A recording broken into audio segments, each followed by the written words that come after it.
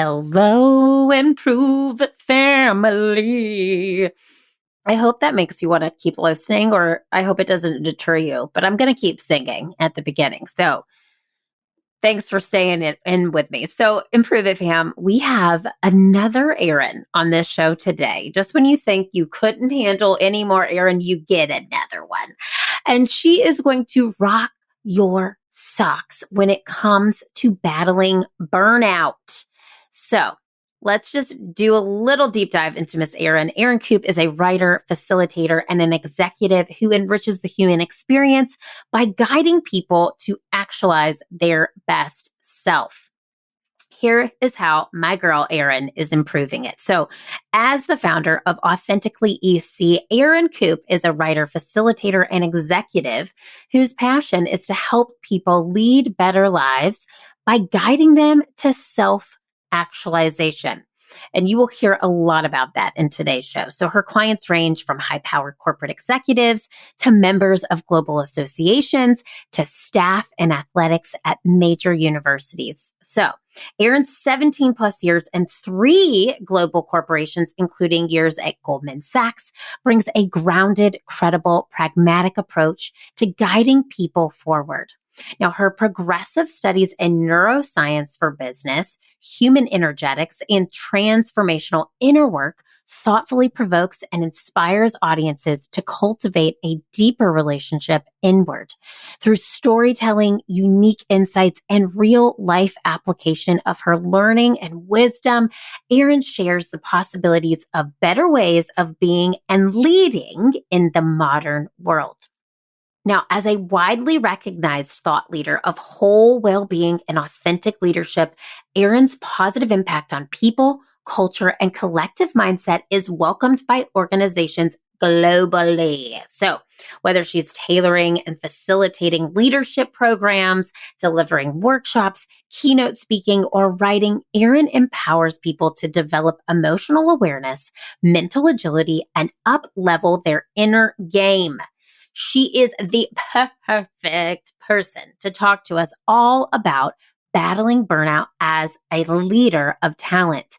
So in today's show, you are going to hear so much juicy insight. She is an empath. She talks to us about being a woman in a man's world, but not being a woman in a man's world, being a person in a people's world. She talks to us all about setting boundaries in your business. She does things like no meeting Mondays, where she focuses on creating versus meetings. She talks all about respecting and honoring yourself in work and what it means to connect to flow and be in a flow state. She talks about protecting her own mindset and how you can do it too. And then she's going to give you 3 action items that you can implement to create a burnout battle plan for yourself. It is so good. All right, let's get to improving it with Erin Coop. Are you a leader or change maker inside of your business, organization, or corporation? Are you looking for new, innovative ways to drive morale through the roof? Are you looking for fun and exciting icebreakers, team building exercises, and activities that will foster team growth, friendships, loyalty, and completely transform your organization from the inside out? Have you been searching for a fun and unique way to create change instead of the same old dry, boring leadership books and icebreakers that aren't actually working? Hi, I'm Erin Deal, business improv edutainer, fail fluencer, and professional Zombie who is ready to help you improve it. My mission in life is to help you develop teams and leaders through play, improv, and experiential learning. In this podcast, we will deep dive into professional development, team building, effective communication, networking, presentation skills, leadership training, how to think more quickly on your feet, and everything in between. We have helped everyone from Fortune 500 companies to small mom and pop shops transform their business, their leadership, and their people through play. So grab your chicken hat. We are about to have some fun. Welcome to Improve It, the podcast.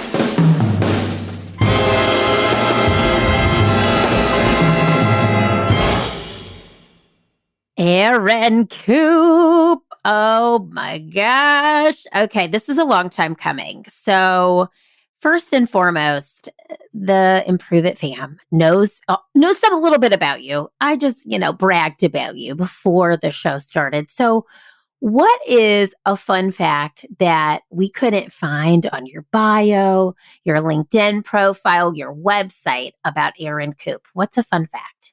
Oh, well, that's a fun one. Yeah. A fun fact is I know what I'll share with you.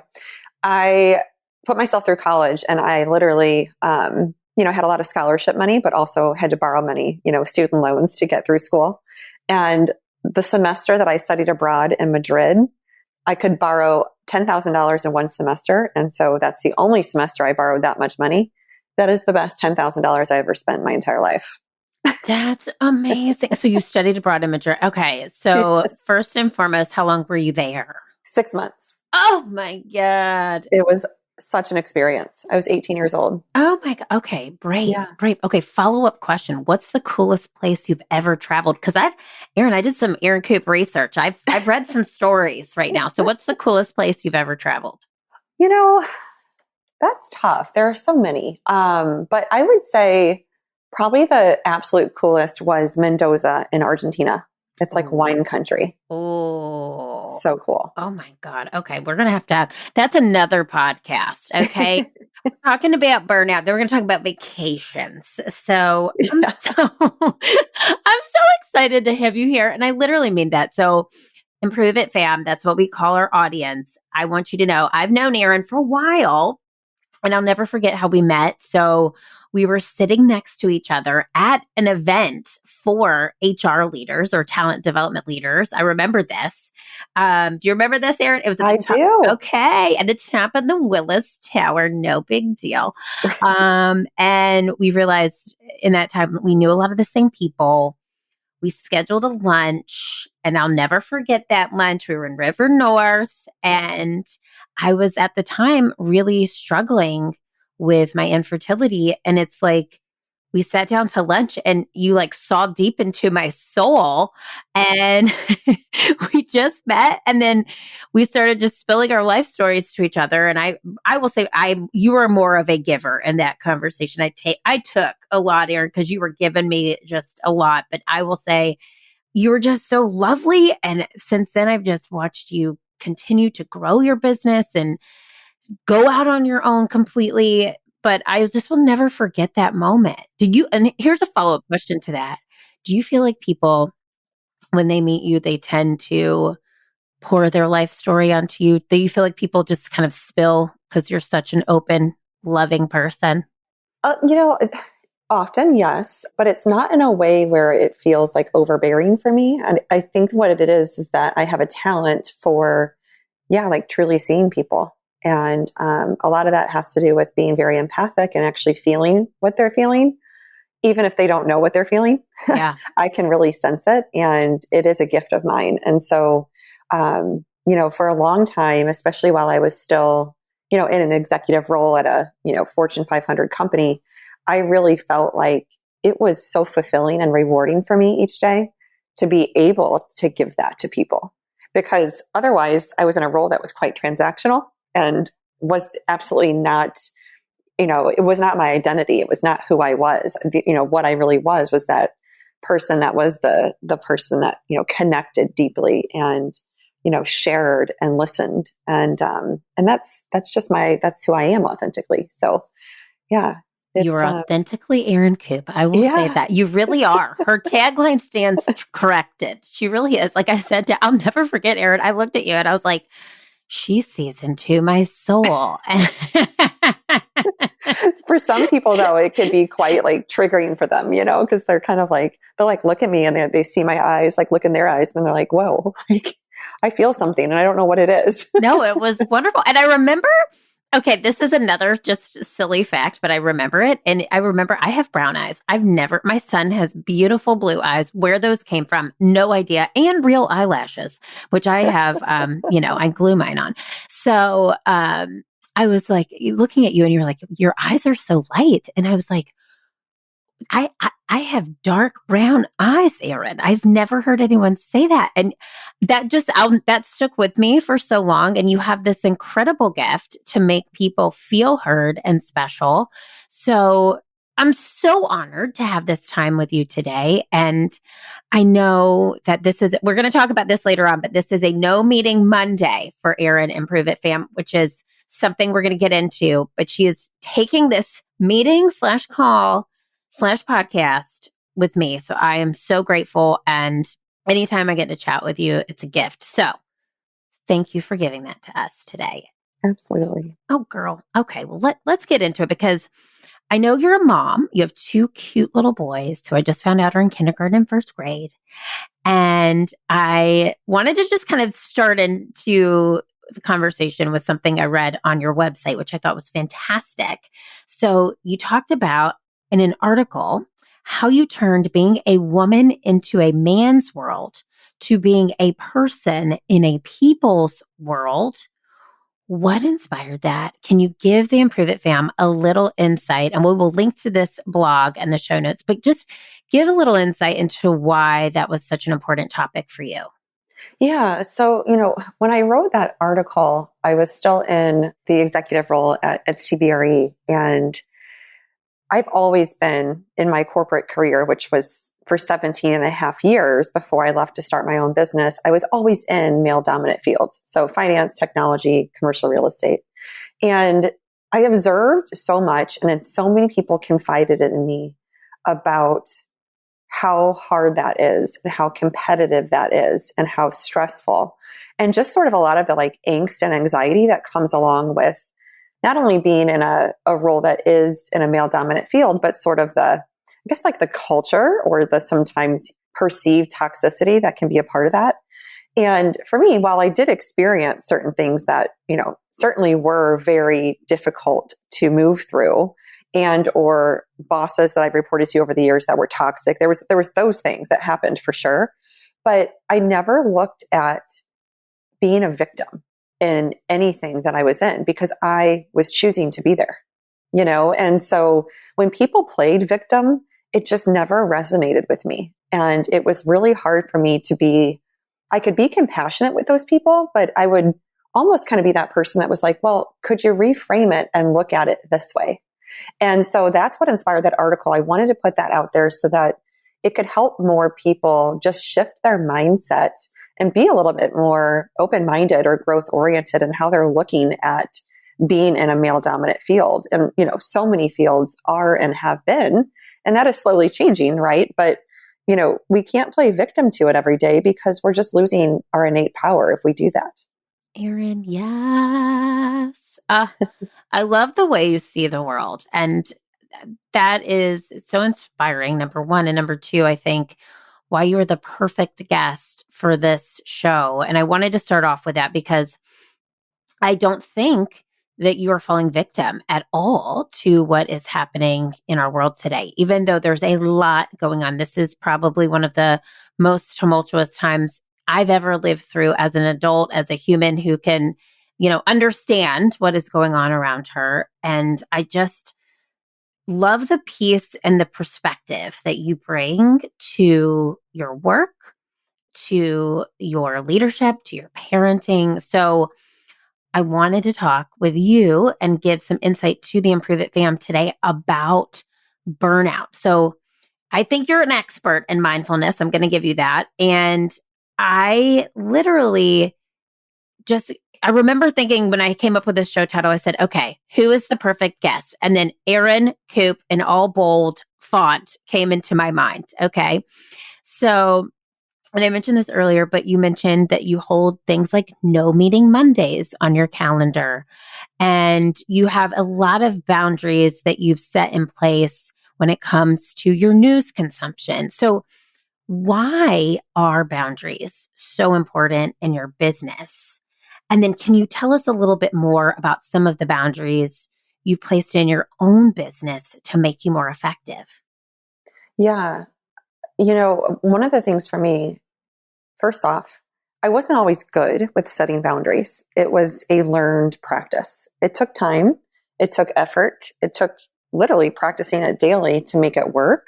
But one of the things that really occurred for me was back when I started this in February of 2020, to officially launch this business, I realized pretty quickly how easy I can get bounced around each day by requests, by just feeling the need to feel accomplished in a very early stage business. So doing things like just check things off the to-do list really fast or respond to the emails really fast, like that kind of stuff. And I realized, like, if I look back on a given week or a given month, wow, I didn't actually get that much done on kind of the bigger stuff I wanted to do. So that's one of the main reasons. So I started to set a boundary, like a no meeting Monday, in my business, so that I could really just focus on creation on that day. I'm not the kind of person that can go from doing my accounting work to working in operations in my business to working in marketing to then sitting down and creating, some like amazing blog post or, newsletter or new content for a leadership program. It's just, I don't work that way. And so part of it is about respecting myself and honoring myself in how I work and when I connect to flow, which I need to be creative, and when I don't, and really getting clear with myself around that. And then I would say another thing is just protecting my own mindset, because all the years I spent in corporate, I mean, I was literally half the time, I feel like I was just at the mercy of like whoever needed me, where they needed me. And I didn't really feel like I had that much power over any of that and over my work. And so, feeling like I am in like a power mindset where, don't get this confused with ego, because it's not external power, but it's standing in my power as how can I be most impactful today? How can I be most aligned today? And it's really a daily practice of setting those boundaries. Some are more hardcore, like the no meeting Mondays, and others are, in a given hour, what is it that I want to achieve? I love it so much. And you probably, Improve It fam, are listening to this. You can hear in Erin's voice that she is a spiritual being who is working in today's world. And I love that you have brought some of those aspects of spirituality, because you mentioned getting into flow, which I want you to, can you tell the Improve It fam what you mean when you say getting into flow? Because that is so important when it comes to communicating to yourself and communicating what you want out into the world. You need to be in flow. So how do you define flow and how do you get into that by these boundaries? Yeah, great question. So for me, being in a flow state is where I am not in a state of overthinking or overanalyzing or fixating or grasping. I believe that those are call them qualities or character traits of us as humans that really leads us to pain and suffering. So if I find myself really ruminating on something where it's taking me down a spiral of emotion, or if I find myself overanalyzing something to the nth degree because I need to perfect it, I really am mindful of that. And I'm able to kind of take a step back, look at myself as the observer and say, Erin, like this doesn't matter this much. Like it's okay, move on, right? So I think that that's a huge thing. That's what flow state is, being able to sort of feel your way through it, observe it from another angle, and realize that you don't have to let the mind control you. You don't have to let that part of you lead you and take over.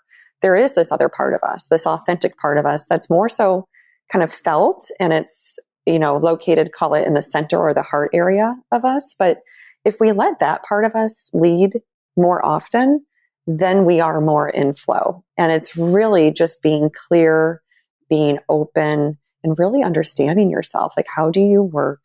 What is it that, that makes you tick? What is it that sort of sets you off or brings you down?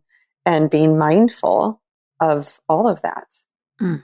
Yes. Have you read the book, The Year of Yes by Shonda Rhimes? Okay. Yes, it's like her hum, the hum. And I after I read that book, I started to recognize that hum. And so we'll link to that in the show notes too. But the flow state is so important. And can I just say this to you? And I'm sure people who listen to the show are feeling it. Like, you bring this sense of peace. You bring this sense of like you are present and you are in flow even when you communicate outwardly. So I need that. Thank I you. need that. Give me Oh. that. Give me that. Because you also mentioned perfectionism in there. And longtime listeners of the show, we used to call it the Failed It podcast. And I'm going to tell you, I'm a recovering perfectionist, Erin, and that resonated with me because that's exactly what it is.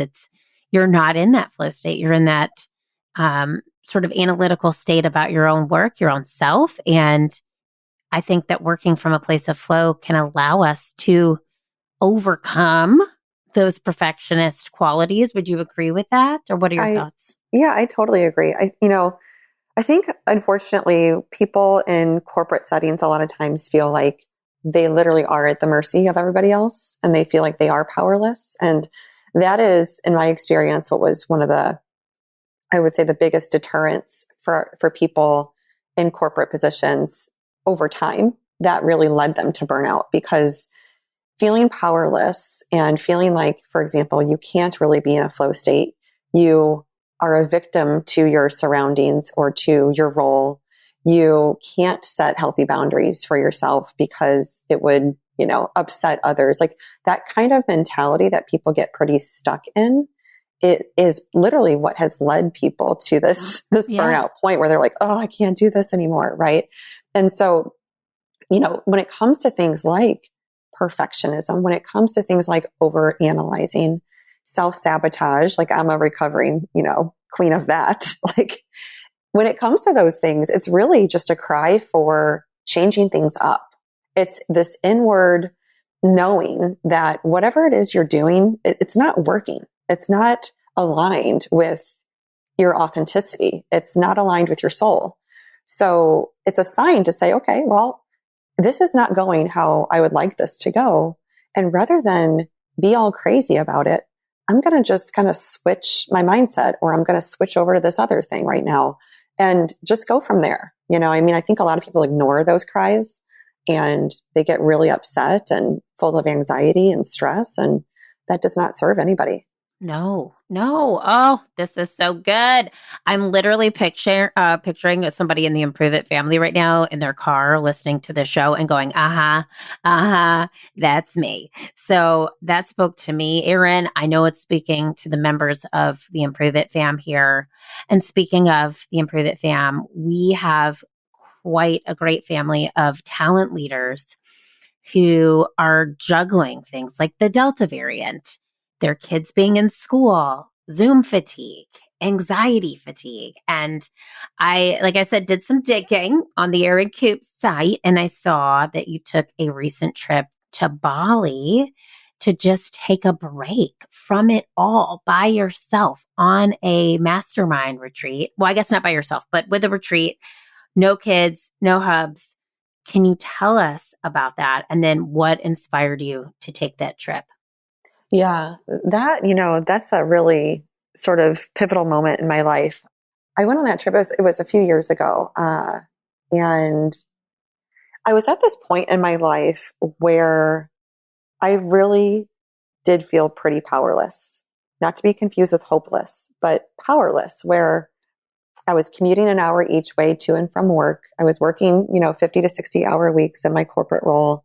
I was building a business within a business. And so, I was a producer. Essentially, it was my job to find clients and deliver revenue to the organization. And it was a very high powered role. And at the time, I felt like it was where I was meant to be, even though it didn't really feel like where I was always going to be, if that makes sense.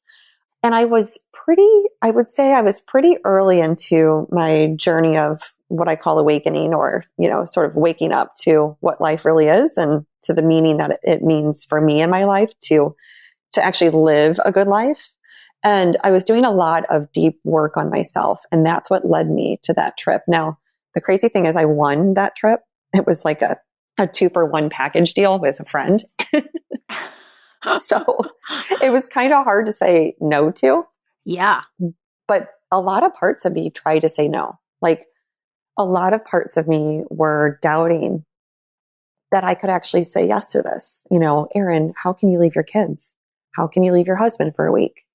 How can you leave your clients for a week? and go to the other side of the planet. I mean, it wasn't like I was just going somewhere 2 hours away. So I really tried to say no. And I remember having this battle between my head and my heart where it was like, you know, those cartoons we watched as kids where there was like a devil on the one shoulder and an angel on the other. Oh, yeah. Mm-hmm. It was literally like that. It was like my dark side and my light side were going at it and literally trying to battle one another over why I should or should not go. And I eventually went with my heart. You know, I think the term follow your heart is out there for a reason. Do you ever hear follow your mind? No, you Follow do your not. ego? Mm-mm. Like, Mm-mm. no, we don't Mm-mm. hear that because that's not our truth. Mm. And following my heart to go on that trip was pretty life altering. So, Okay. So hopefully there's I thought that was more recent than a couple years ago. I don't know why I thought that, but I'm very happy that you took it. And I'm glad that you kind of went on this mindfulness journey because it's led you to here, which is such a cool place. And you help so many leaders daily. So as I mentioned, we've got a ton of leaders out there as part of the Improve It fam. I'm wondering if you can help us put together a burnout battle plan. So, if you could provide 3 action items to anyone listening that they could implement immediately in their day to day to get started to battling this burnout that they may be feeling in their corporate jobs, what would you say those 3 action items are? okay. So for one, for me, I gave up news 4 years ago. Yeah. When I was at a point of sort of that mental anguish, dealing with anxiety, kind of looking at the noise around me every single day and trying to figure out how to not let it get to me, how to not let it bring me down. One thing that I really noticed is that the news was affecting my mood. So on my commute in the morning, and I know not everyone's commuting right now, but I guarantee they're watching it when they wake up and get the kids ready for school and what have you. But that was deterring me from being my best self because I automatically was filling my head, you know, what we consume matters, not just physically, but I was filling my head with just so much negativity, you know, and so much bias. And it was just not working for me. So removing that was huge. Now I do read business news, but I can't tell you the last time I watched any mainstream media. And I highly recommend to people that I work with that they start to massively reduce it. I mean, you don't have to go cold turkey, but reduce it, reduce it, reduce it. So that is for sure one. For two, here's one thing I love when it comes to inner work on ourselves and creating a better life, like where we actually feel more empowered. Ask yourself questions. How often are you going through your life every day on autopilot where you're completely, you're not conscious of anything. You're just kind of doing, moving from one thing to the next. Like I said earlier, kind of being like ricocheted around or, being maneuvered by everything in your external world.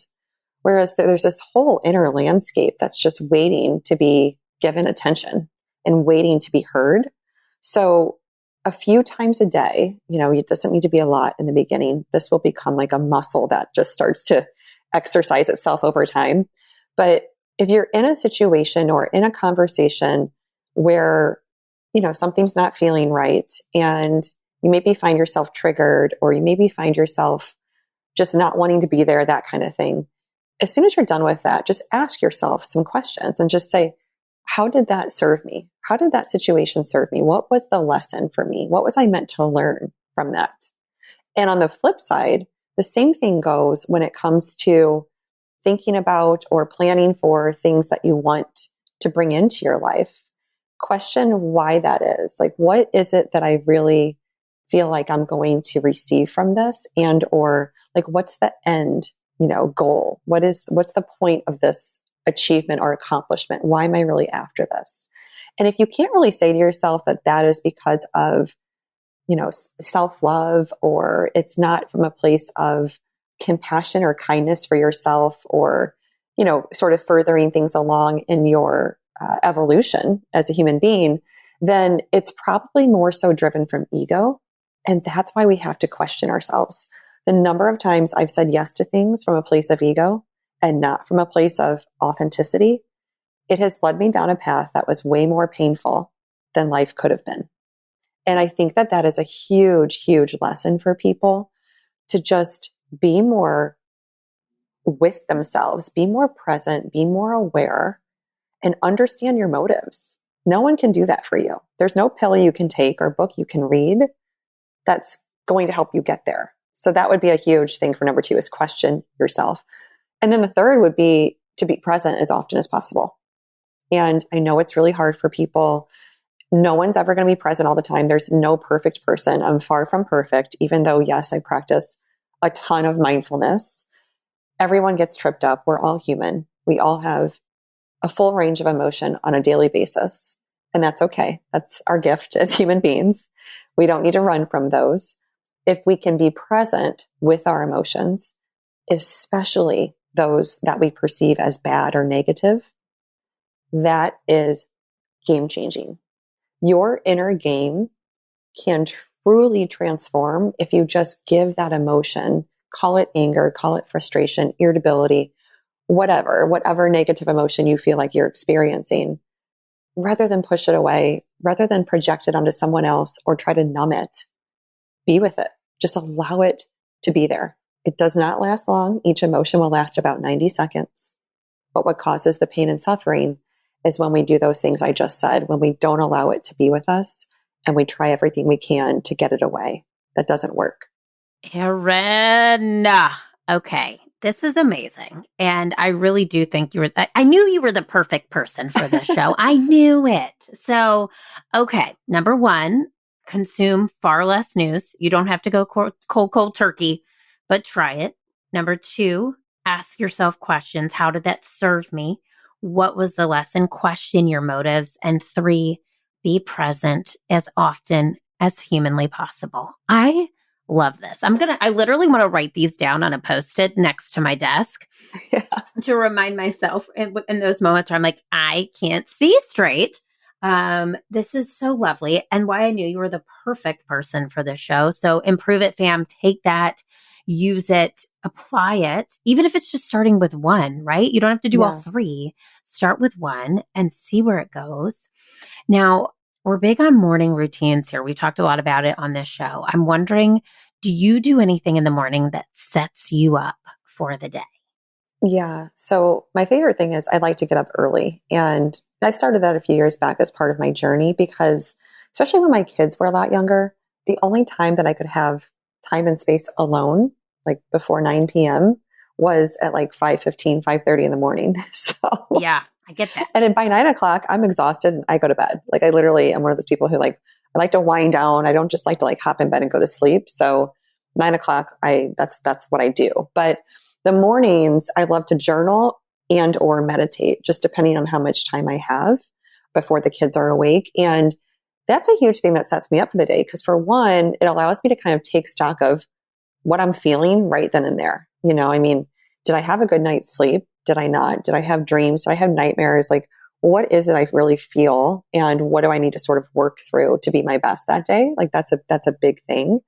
The other thing is I'm a morning elixir person. So say more what that means. They always crack up because it's like everyone needs their coffee in the morning. Well, not everyone, but most people love their coffee. And I've always been that person. So what I did, and I actually started this all through COVID, I made my first coffee of the morning more of an elixir. So I put prebiotics in it. I put collagen in it, and then I put MCT oil in it. So, it literally is this delicious, yummy, cocktail of just amazing supplements that really set me up physically for the day. So I love that. It's a huge, I guess it's more of a mindset thing really, but It is a physical game changer as well. Okay, Erin, this is amazing. And by the way, I'm going to be give me the collagen specifically, all of the things involved in that elixir. And I think that's so important because it has to set you up. And you are one of those people who gives all day long, right? And as a leader, most people listening, they also give all day long. You're a leader, you're a parent, you're running a business. So it's so important to take that time and really fill your tea kettle so you can fill the cups of other people Otherwise, you just don't have a lot to give as the day goes on. And by 9 p.m., of course, you're going to bed because you've given so much, right? So I love that. And I love, so you said you wind down in the evenings. What are some of the things you do to wind down? Because I think that's important too when we talk about burnout, just starting the day and ending the day in a way that helps us feel like we're giving to ourselves. So what's something you do in the evening? Yeah. One thing I do not do is scroll on my phone. Yeah. So I have like a very hard boundary with myself on that. So like 9 o'clock, if I'm winding down to get in bed, so I do my face routine and, put on my jammies and get in bed, I stop looking at my phone like right before that routine. That's absolutely the first thing. And I actually put my phone on airplane mode. So even if I get a text after 9, I'm not responding until the next morning. That's just smart. The big thing I do. The other thing is I like to read at that time. Reading is, I don't really have other time in my day for reading. And, even if I read 10 pages, that's great. That's a little bit of, more insight that I'm gleaning. And then at the same time, I just feel like I always have enjoyed reading and it's something I want to get to do more and more and more of. But if I don't make that little time, even if it's those small increments, then I have like hundreds and hundreds of books and I'll never get through them, so that's a big one. That is it. I love the airplane mode. That's a new one for me. I'm going to do that tonight, Erin, because I will tell you what, I started reading again in the evenings. And I would just set my timer. I'm like, okay, just read for 15 minutes. And I'm gaining so much more in those 15 minutes than any 15-minute scroll on any social platform or any, Amazon shopping that I don't need. And that's a good point, Erin, because a lot of people will choose the easy distraction because it's way easier to choose distraction than it is to do something that adds value to your life. Unfortunately, that's how our brains are geared. They're geared to avoid pain, avoid loss, avoid all of the things that we think we might get ourselves into if we, for example, read something that's more enlightening, or if we don't scroll on social media and we sit with ourselves for 10 minutes, our brains aren't really geared towards actualizing our potential or, our growth mindset. That is it. Airplane mode is happening tonight. Okay. And I'm gonna try it with the Deal family. There's only one other person in my house who has a phone. His name is John. It's my husband. So we're gonna try airplane mode because I think it's so easy to just end the day mindlessly. But if you end it purposefully, imagine the growth potential you have even at those end hours, right? And there's something to that too. I even, read all these child books for my son, and there's this beautiful time before wake and asleep that they say you can instill a lot of love. And so I always am asking him, what are you grateful for? Even though he's 2, he's like something poop, so that's that conversation. But it's so important too, even as adults, that time before wake and asleep can be mindful. And I love that. So I'm going to thank you for that. Needed it.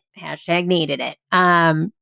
So let me ask you this. So this is the Improve It podcast. And we say that it can mean so many things, whatever it is that you want to improve. So what would you say is your it that you are put here on this earth to do that you're constantly trying to improve? I love that. Really, it's to help people be better, just improve the way that they see their life and see their world as they know it, their reality. It's what I'm constantly trying to improve for myself. I believe that our journey's never over. We don't suddenly get to a certain destination and say, oh, I've made it. That's false. Those that, I think that especially in the corporate world, those listening and your audience, they know that you don't just get to a certain, title or a certain level of compensation and all of a sudden be like, oh yeah, okay, I'm so happy and I can do this for the rest of my life and I'm not going to face any hardship and it's great. Wrong. Right. That's not how life works.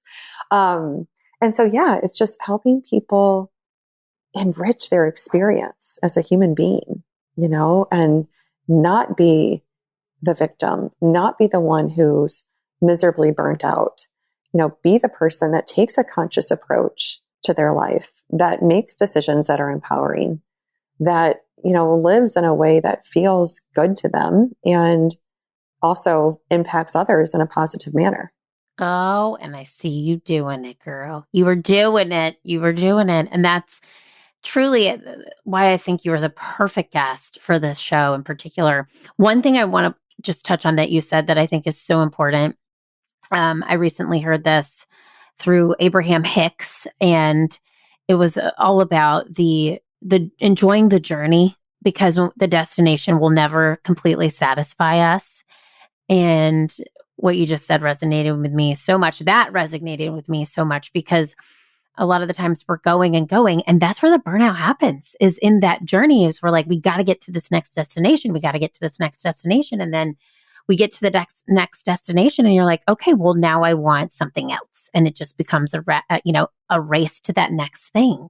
But if we're present in that moment and enjoy that journey to get to that place, we can be a lot happier. And so, this is so good. Okay. Last thing, Erin, you've come to the end. This is a fun one. Okay. So this is called the Fail Yeah Lightning Round. Now, let me tell you why it's called Fail Yeah. So we used to be the Failed It podcast. Now we're the Improve It podcast. You got to fail to improve, right? Mm-hmm. And there's this huge tenet of improv, which, Improve It is all about, which is there are no mistakes, only gifts. So we celebrate that whole notion that you and I talked about with perfectionism and overcoming our self-sabotaging thoughts, and just really leaning into this notion that failure means that we are trying, we are learning, we are growing. So I'm going to ask you a series of questions. This is a little bit of improv involved, okay? And so at the end of each question, I just want you to respond with a one-word answer. If you say more than one word, that is totally fine. You cannot fail, but I'm going to give you a big fail, yeah, in a creepy voice like that, like fail, like you're at a carnival, like fail, yeah. So, okay, are you ready for the Fail Yeah Lightning Round, Erin? Let's do this. Okay. One word to describe your early leadership style. Hungry. Ooh, one word to describe where you're at your current leadership style. Conscious. One word to describe your favorite boss. Compassionate. One word to describe your least favorite boss. Toxic. Ooh, one word to describe your work from home fashion style. Comfortable. One word to describe your speaking style. Articulate. Ooh, and one word to describe this interview. Fun. Yeah. Okay, you nailed it. Golf claps, golf claps. Oh my gosh. Nailed it, didn't failed it. That's it. That's it. Okay, so tell the Improve It fam how they can find you. And if they wanted to learn more about Erin Coop and your business, where can they go? Yeah, sure. So best place is my website, erincoop.com. And that is COUPE for Coop, FYI, just like the car. And then also on LinkedIn, you can add me, Erin Coop. And then you can email me, erin@erincoop.com. And we're going to link to all of that in the show notes. So check her out, Improve It fam. She is the real deal, even though that's my last name. She really is the real deal. But speaking of names, Erin, first of all, our mothers are geniuses, right, for this name. So thanks, moms. Second, I can speak for myself and for the Improve It family when I say that you inspired the crap out of us today. So I know that burnout is a topic that resonates with so many. And Improve It fam, we have been #blessed with the burnout battle best today. So Erin Coop, thank you so much for, number one, being my friend, but number two, thank you so much for being here. Oh, thank you. I was so happy to be here. It's a pleasure. Oh, big hugs. All right. Big hugs.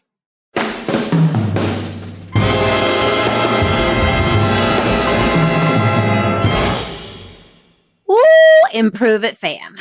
If you took anything away from today's show, it is this. You need a burnout battle plan. Times are hard. You need to step away from your business, step away from the news. And if you don't take that time to make yourself more mindful and present, your team is not going to follow suit. I'll never forget one of the biggest pieces of feedback I received from members of the Improve It team in 2020. And this was a 360 when they said, here's your, I gave them feedback, they gave me feedback. And one of the biggest pieces of feedback was that I wasn't taking a vacation. I wasn't showing them that they could step away.